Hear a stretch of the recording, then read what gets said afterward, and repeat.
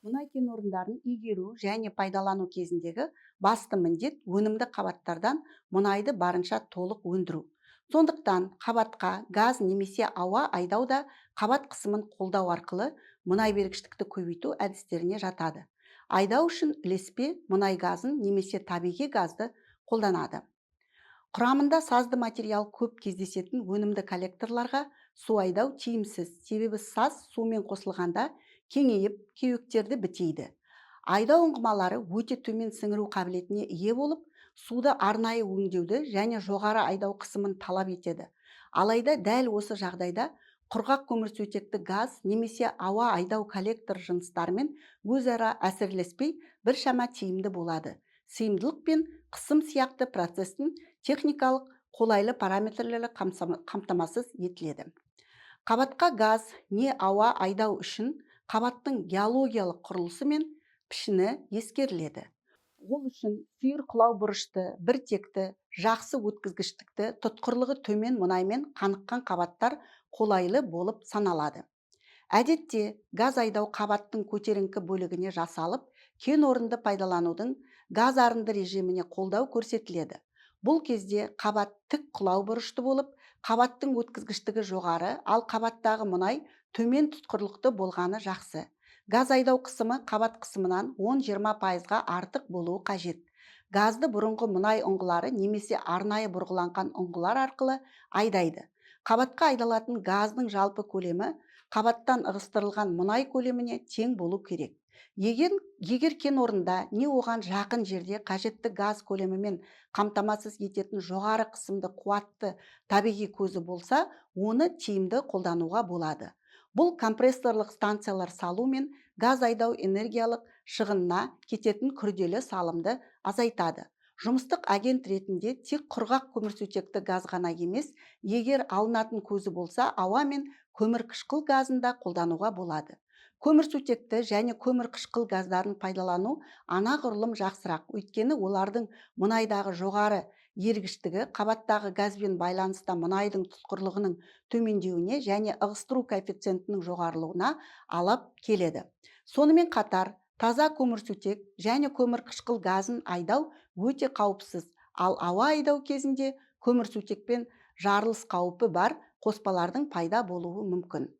Жалпы газ не ауа айдау кеңінен қолданылмайды, себебі бұл кезде қабатқа жоғары қысыммен газдың өте көп көлемін айдау керек, ал бұл қуатты компрессорлық станциялар құрылысы және газ айдау тапшылығымен байланысты.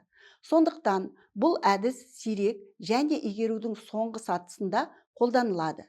Газ айдаудың тиімділігін негізгі критерияларын атап өтсек, қабаттың құлау бұрышы, қабаттың орналасу тереңдігі, қабаттың өткізгіштік бойынша бір тектілігі және мұнай тұтқырлығының төмендігі, кеніштің гидродинамикалық тұйықтығы. Ал енді су айдаумен энергетикалық жағынан салыстырғанда, газ не ауа айдау анағұрлым энерго шығымдырақ, яғни су мен мұнай көлемін ығыстырудан ауа не газ айдау кезінде кететін энергия көбірек. Бұл екі жағдаймен түсіндіріледі.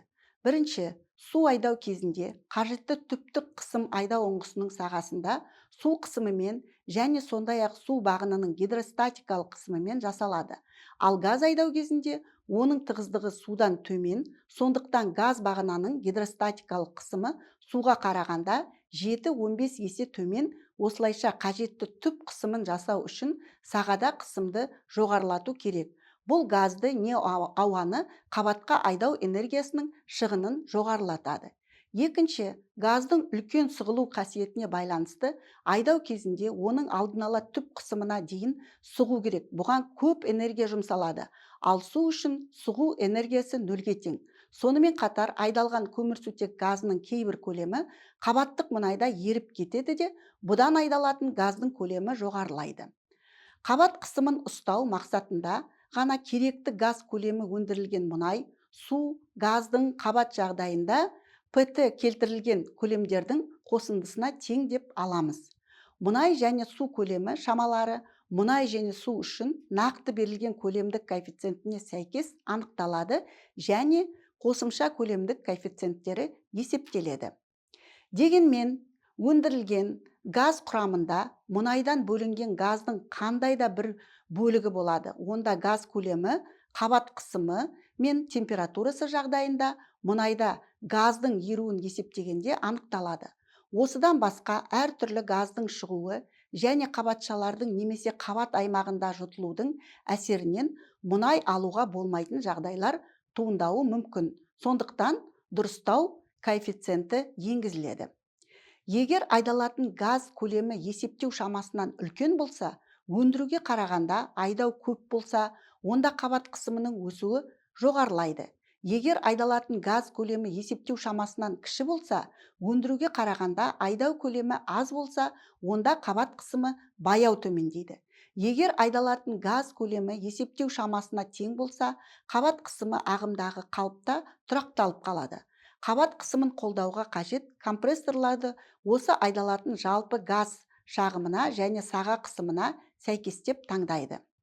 Жоғарыда айтылғандай, қабат қысымын қолдау үшін газ не ауа айдау кеңінен қолданылмайтынын еске түсірсек, оның кемшіліктерін де атап өтуге болады. Назарларыңызға рахмет. Келесі дәріске өтеміз.